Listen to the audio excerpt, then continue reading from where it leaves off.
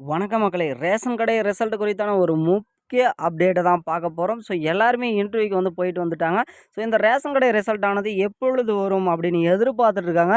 So இந்த ration கடை ரிசல்ட்ட பொறுத்தளவுக்கு வந்து பார்த்தீங்கன்னா, கால தாமதம் ஆயிட்டே இருக்கு. ஆனா இப்போ ஒரு முக்கிய அறிவிப்பு வந்து குடுத்துருக்காங்க. ஸோ அதாவது வந்து பார்த்தீங்கன்னா, 10ஆம் தேதி மே 10ஆம் தேதி இந்த ரிசல்ட் ஆனது 100% வெளியாக தொடங்கிவிடும்.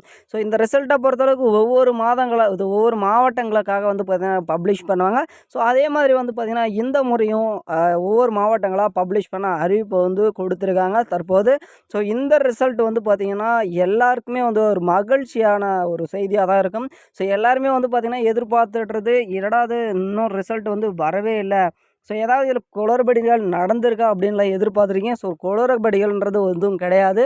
நேர்மையான முறையில இந்த ரிசல்ட் ஆனது வந்து பார்த்தீங்கன்னா, இன்னும் 2 நாட்கள்ல வந்து பப்ளிஷ் பண்ண போறாங்க. ஸோ இந்த ரிசல்ட்ட பொறுத்தளவுக்கு வந்து பார்த்தீங்கன்னா, மாவட்ட வாரியா ஸோ நீங்க வந்து டிஆர்பி அப்படின்ற வெப்சைட்ல போனீங்கன்னாவே, உங்களோட நம்பர் அதாவது பெயர் நம்பர் வந்து எழுதப்பட்டிருக்கும். ஸோ இந்த ரிசல்ட்ட வந்து ஓரிரு வாரத்துக்குள்ளாரே உங்களுக்கு வந்து பார்த்தீங்கன்னா, போஸ்டிங் அப்ளிகேஷன் ஆனது வெளியிட்டுருவாங்க.